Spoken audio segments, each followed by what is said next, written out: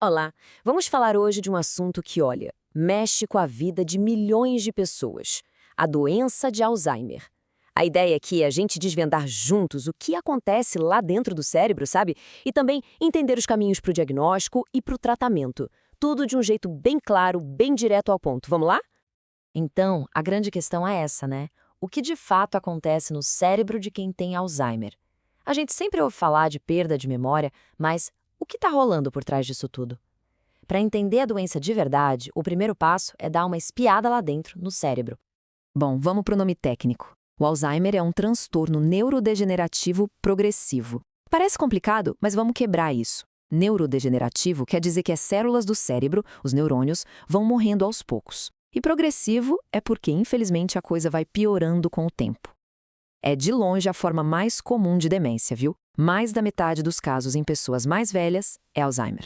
Para entender como isso acontece, imagine o seguinte: é como se o cérebro começasse a acumular uns detritos tóxicos. Sabe, o processamento de umas proteínas lá dentro dá um tilt. E isso cria uns fragmentos que vão se juntando e, basicamente, atrapalhando tudo. Eles ficam entre os neurônios e bloqueiam a comunicação. É como se fosse um lixo impedindo que as mensagens passem. E essa toxicidade toda acaba matando os neurônios, principalmente em áreas super importantes como o hipocampo, que é o chefão da memória, e o córtex cerebral, que cuida da linguagem e do nosso raciocínio. Ok, a gente já entendeu a bagunça que acontece lá dentro do cérebro. Mas e na prática? Como esses problemas aparecem no dia a dia? É super importante saber reconhecer os sinais logo no comecinho, porque isso faz toda a diferença para buscar ajuda e ter mais qualidade de vida.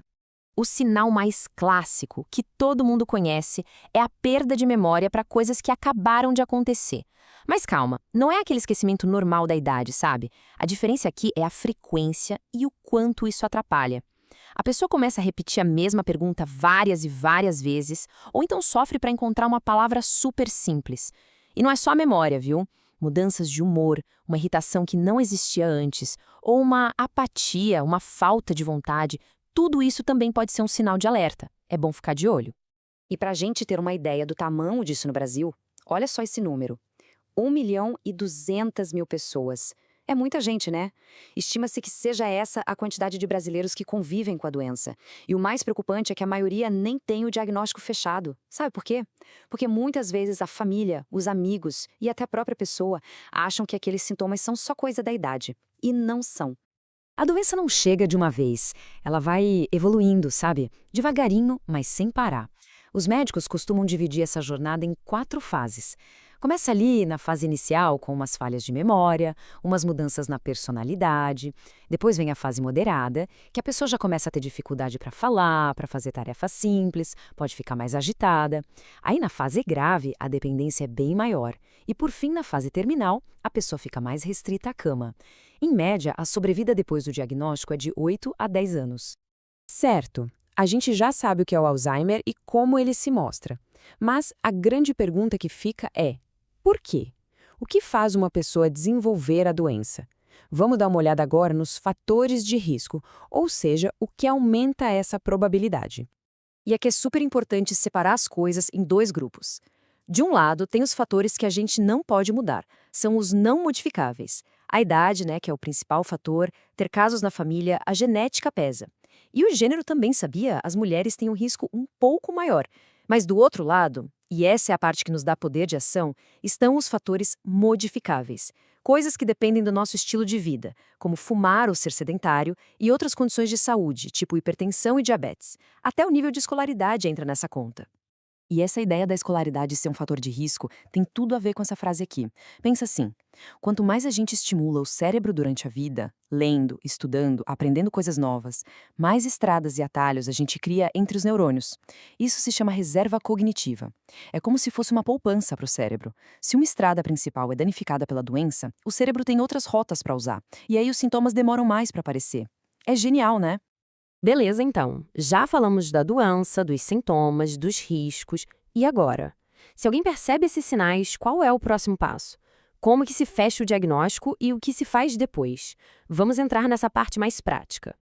Olha, um ponto super importante de entender é que não existe um exame mágico, sabe? Tipo um exame de sangue que diz, é Alzheimer. Não é assim que funciona. O diagnóstico é o que os médicos chamam de diagnóstico de exclusão. Ou seja, especialistas como neurologistas e geriatras vão primeiro investigar e descartar todas as outras coisas que poderiam estar causando aqueles sintomas. E essa investigação é bem completa, viu? O médico vai fazer uma avaliação física, neurológica, vai aplicar uns testes para ver como está o estado mental da pessoa, também pede exames de sangue para checar coisas como a tireoide ou a falta de alguma vitamina que podem confundir, e claro, os exames de imagem, tipo uma tomografia ou uma ressonância do cérebro, para ver se não tem outra coisa acontecendo por lá. E aqui a gente precisa ser bem honesto, até hoje o Alzheimer não tem cura. É uma notícia difícil, mas é a realidade. Só que isso não quer dizer, de jeito nenhum, que não há o que fazer. Muito pelo contrário. O grande objetivo do tratamento é justamente esse: frear a progressão da doença o máximo possível e, com isso, preservar a qualidade de vida e a capacidade da pessoa de pensar e viver bem. O tratamento funciona com base em duas frentes, que andam juntas. Pensa em dois pilares. O primeiro é o tratamento com remédios, o farmacológico, que usa medicamentos para tentar estabilizar as funções do cérebro. E o segundo pilar, que é tão importante quanto, é o não farmacológico, que nada mais é do que estimular a mente com jogos, leitura, manter o corpo ativo com exercícios e, algo essencial, manter o contato social, as atividades de lazer. E agora vem uma informação que, olha, é fundamental para todo mundo no Brasil saber.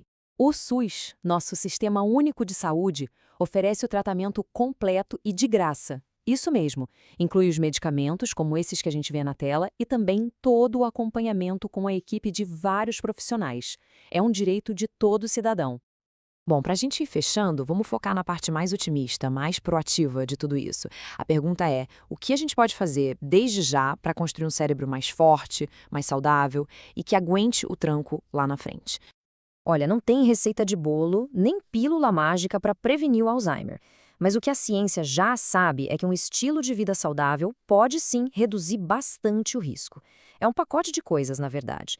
Manter a mente sempre trabalhando, lendo, aprendendo, fazer atividade física, comer bem, ter amigos, ter uma vida social bacana, não fumar, beber com moderação e, claro, controlar a pressão e o diabetes.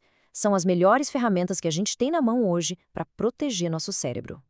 Então, se tem uma coisa que a gente precisa levar daqui, é o seguinte: a saúde do nosso cérebro é uma construção. A gente constrói ela todo santo dia. E ter essa informação é o que nos dá o poder de agir. Por isso, a pergunta que fica no final não é para o futuro distante, é para agora, para hoje. O que você pode fazer para exercitar seu cérebro? Hoje mesmo.